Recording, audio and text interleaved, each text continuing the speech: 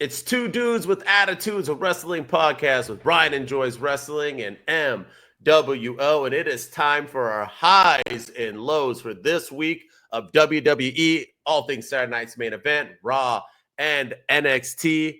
Ryan, are you ready? Let's tell them what these highs and lows were this week. Yeah, there's a lot of things to be excited about. There's a lot of things to be upset about, but let's get to it. Two dudes with attitudes, let's go. It's the two dudes and the attitudes, ruthless, aggressively speaking, so let's do this. With Ryan and Denton, they here to get your attention. A 5-star broadcast, shit, start to the ending. Whether it's the E or it's all E, the two dudes with the attitudes that bring the heat. Get the point, yeah, it's on, time to lock in. Listen to the podcast where they get it poppin'.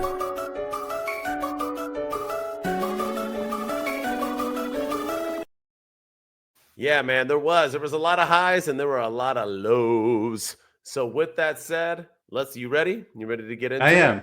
Yeah. Well, all right. We'll start with the highs. Let's get in. All right, highs, Ryan, what you got?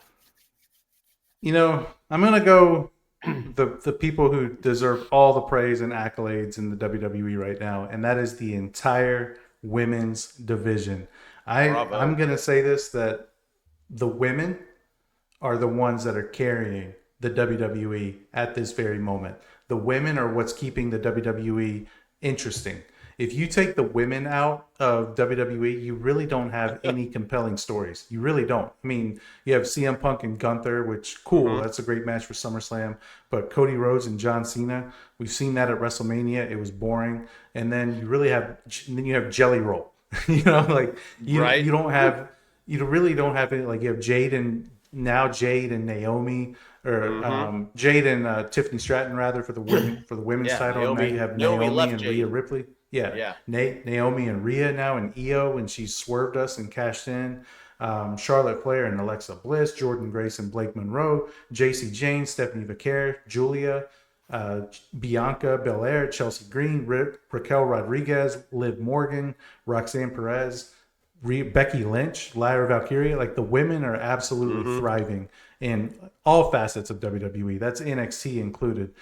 They are killing it. They are carrying both brands, the Raw brand, the SmackDown brand, and the NXT brand. And the women are what's keeping making the WWE fun, making the WWE enjoyable, and certainly making the WWE interesting. So shout out to all the women. And Evolution was a fantastic PLE, probably PLE of the year so far.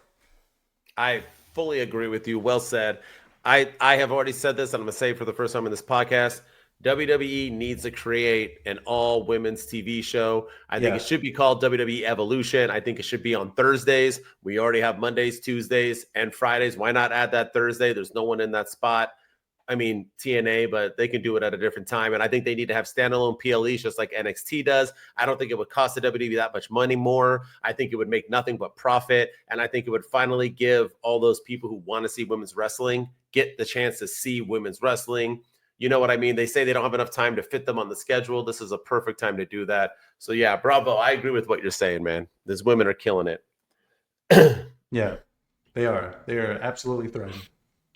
Well, saying that, my first high is one Blake Monroe and Jordynne Grace. I like what they did this week. I actually enjoyed their little glamour video where Jordynne didn't want to get all prettied up, but she did, and she kind of liked it. And then, they teamed up and they won at Evolution, and they followed that up going into, they won on, Great American Bash, and then they followed it up on Evolution where Jordynne Grace went against JC Jane, and Jordynne Grace asked her, "Come on, Blake, we're best friends. We've known each other for a whole week.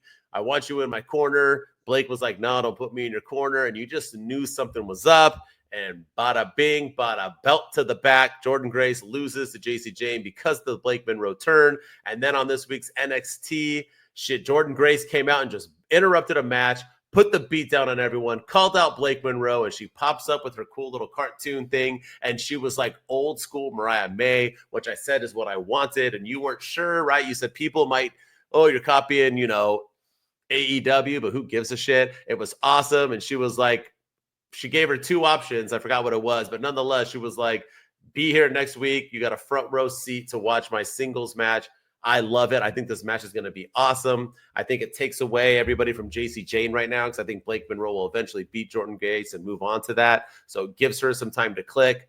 I loved it, man. So yeah, my high is definitely these two women. They showed out this week. Yeah. Great story. It's the best women's storyline possibly right now, maybe hot at least, hottest. Yeah. Yeah, for sure. And the crazy thing is they've only been a thing for like 2 weeks. I mean, Blake Monroe just got to NXT, and it already shows her star power. It already shows just how good she is, because this is one of the most compelling stories that they're telling, and it's only been about 3 weeks of 3 weeks in action. So I'm loving it. I'm digging it. I'm curious to know who she wrestles next week on NXT TV when she makes her debut on regular weekly NXT. She's wrestling the No Quarter Catch Crew girl. Oh, okay, nice. Remember, she said that in the thing. She was like, and I got to worry about myself. I face Blake Monroe next week, and the boys were fighting. That's right. They're like, yeah, all I forgot right, about that. we'll focus on you. It was kind of like a secondary practice. Yeah, it was a throwaway line. Okay, so easy win, easy win. Yeah, it'll be an easy win for her, and I'm excited. I'm curious to see what Jordynne Grace does, and I love what they're doing right now. All right, that's girl on girl, our favorite type of thing. What's your number 2 high of the week? Oh, I'm going back to the men's high. High, your second high. Yeah. You get 2 highs, brother. You might be high right now. Let's hear it. Probably. You know what? I'm going to go with the match. I am going to go back to the men's division, and I'm going to go with the match that stole the weekend, I think, that nobody's talking about, and that's also back in NXT, and that's Ricky Saints versus Ethan Page for the North American Championship in the Falls Count Anywhere match. I think this match it's being slept on, but it might be in the match of the year contenders. Nobody's really talking about it with the Naomi cash in, the Roman return, the Goldberg retirement, AEW All In, Adam Page winning, all the crazy things that went on at that pay-per-view. But yeah, Ethan Page and Ricky Saints stole the show, and I am high on both of those guys. They are killing it in NXT. They're crushing it. These guys are stars. WWE is bringing the star power out of them. Ethan Page, like he got a huge win at Great American Bash over Ricky Saints to solidify his championship reign. But that match, man, I highly recommend everybody go back and watch that match. There was no blood. They didn't need it. It was just fantastic storytelling from start to finish, and it was entertaining. The near falls were great. There were times where I thought Ricky Saints was going to win. There were times where I thought Ethan Page was going to win. It was just an entertaining match from start to finish, and definitely the match of the weekend that absolutely nobody is talking about. Well said. And I went back and watched it after we did our review of the show, and dude, that razor's edge through all those tables, just everything, so man. They brought it. They're enough. You said it all. So cheers. Good job. That's a good second high. I'm going a whole different route. I'm going funny. I'm going Dirty Dom, my boy, and AJ Styles. They are just, ever since they started, it has been hilarious. And I was excited before they got into the funny when it was just going to be them wrestling, because I thought that's a first good, true defense, true storyline for Dom against AJ Styles, a legend. Everyone's going to think AJ's just going to walk through him and this and that. They're building up. Obviously, I think they're going to wrestle at SummerSlam. It seems like Dom is ready and cleared already, but I just think it's hilarious with what we talked about earlier with the praying and not praying. If you caught our other show with, him praying that he doesn't get healed soon and AJ praying that God don't listen to him. It was just all funny stuff. It's been funny, everything about it. So yeah, Dom and AJ, man, they're my high this week. And I'm just a Dom lover, but I like AJ as well. And I like that was the funniest I've seen. Chemistry's good. Yeah, man. AJ's been showing some personality lately, and I love it. And and then I love the thing with the doctor's note with Dom too. Oh yeah, he's holding it up, and he's like, "But it says I'm not cleared." It's just fantastic stuff. Like, it was just really, really good. But yeah, Judgment Day, they're thriving right now, and I think they're better off without Liv Morgan. As crazy as that sounds, because she was great with them, but I think the chemistry with Raquel is great. I think they're thriving right now without her, and I can't wait for her to come back too and see what kind of shenanigans she gets them into, and throw her into the mix, and it's just gonna make it more entertaining. Yeah, I agree. All right, I hate ending on the lows. I should have started with the lows. We haven't done this as a standalone segment yet. I messed up. But the lows. What's your first low of the week? Oh man, I'm gonna go the WWE's tag team division. it's the worst it's ever been. New Day was completely fumbled. The Wyatt Six won the tag team titles last week on SmackDown, and absolutely nobody cares. Grayson Waller is with the New Day now for some reason. Like, he's hanging out with them, but where the heck is Austin Theory? Adam Pearce this week said that there's going to be a chance for the New Day to earn their tag team titles back, and they have to win a number one contendership match. But against who? I mean, the War Raiders, we never see them wrestle unless they're competing for the tag team titles. Alpha Academy, the LWO, like, none of these tag teams are anything special. None of them are any good. The tag division is just very, very mid right now. On SmackDown, it's the same four teams doing things over and over and over. It's DIY, Street Profits, Motor City Machine Guns, and now the Wyatts. And it's just wash, rinse, repeat. And this division is in dire need of an overhaul. I don't know what the solution is. Maybe Fraxium can save it, but even they're on SmackDown. They're kind of not being used very well either. So I don't know. The tag division is the worst that it's ever been in WWE. Well said. I agree. And just that booking of the Wyatt Six beating out the Street Profits was insane. So bad. Street Profits were like the hottest tag team in the world right now. And I don't know. That was weird. Weird.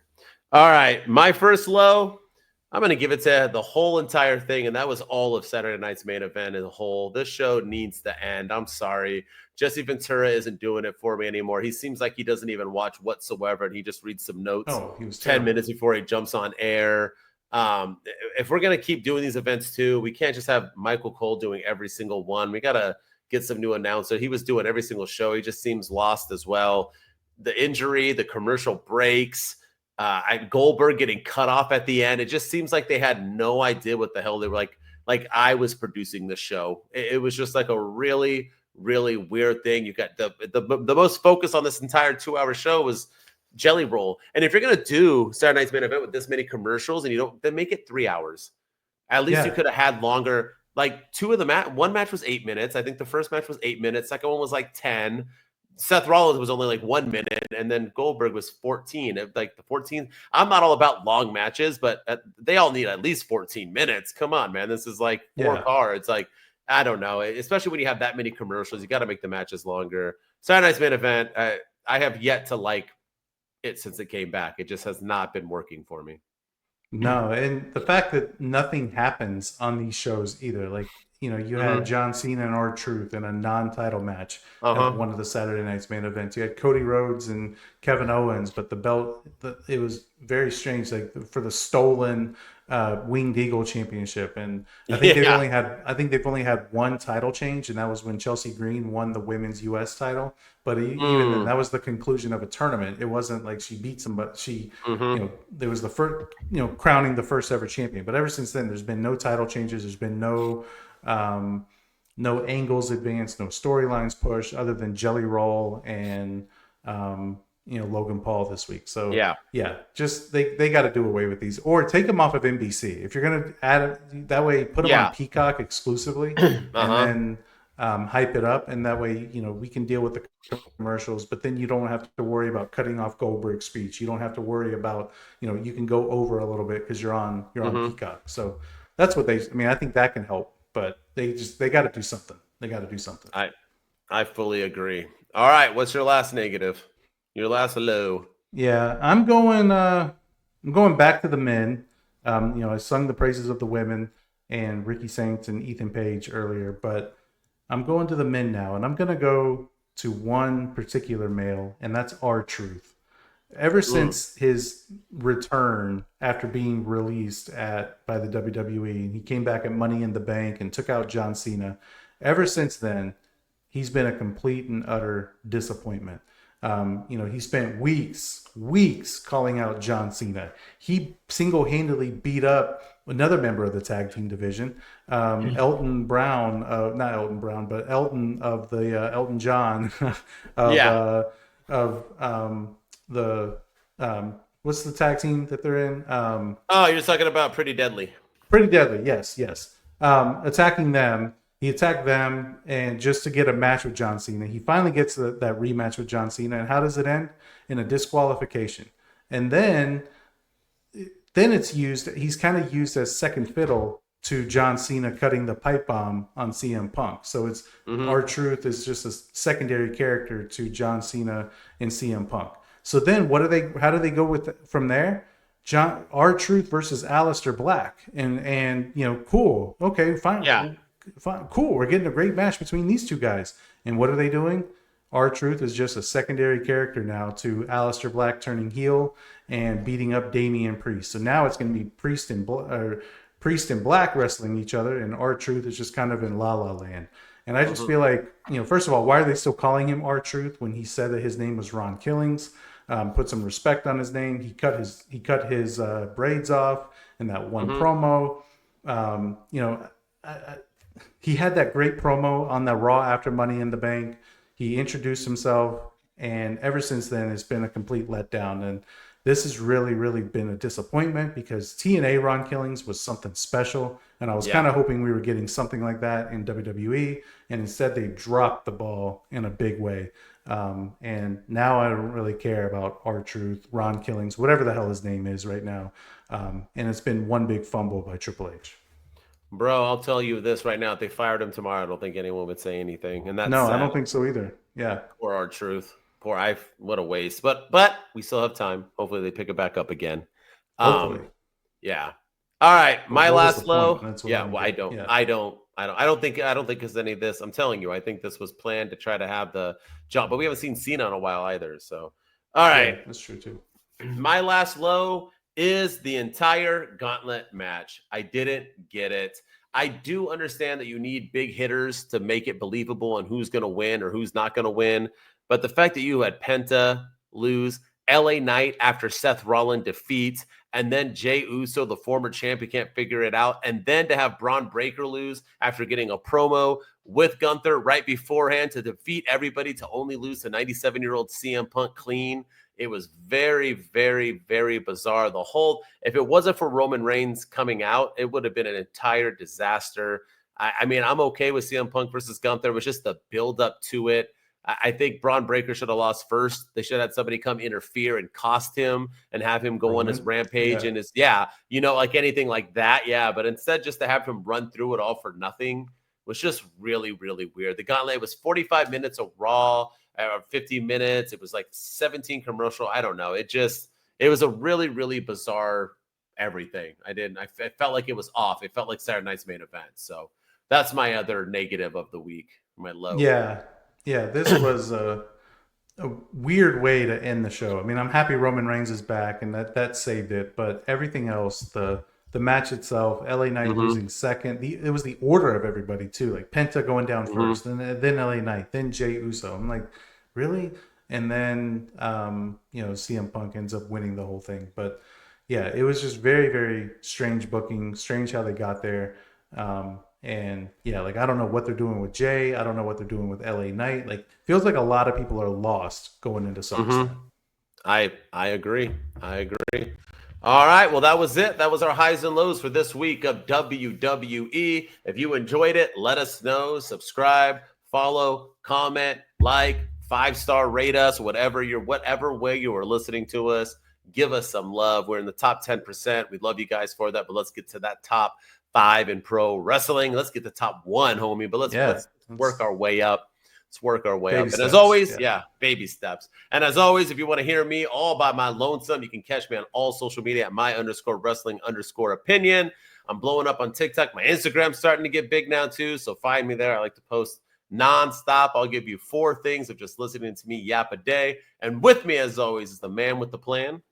Ryan enjoys wrestling. Go follow me on all the social media platforms. Go follow us on YouTube at 2 Dudes with Attitudes. Follow us on TikTok at 2 Dudes with Attitudes. Hit us up on X at 2 Dudes PC. And like you said, we're the top 10% of all listened to pro wrestling podcasts out there. So we appreciate everyone's love and support on Apple and Spotify. Go leave us a 5-star rating and review and tell everybody out there about your favorite 2 dudes on the internet. 2 Dudes Wolfpack. We out. 2 dudes with attitudes, let's go. It's the 2 dudes and the attitudes, ruthless, aggressively speaking, so let's do this. We're Ryan and Denton, they here to get your attention. The 5-star broadcast, shit, start to the ending. Whether it's the E or it's all E, the 2 dudes with the attitudes that bring the heat. Get the point, yeah, it's on time to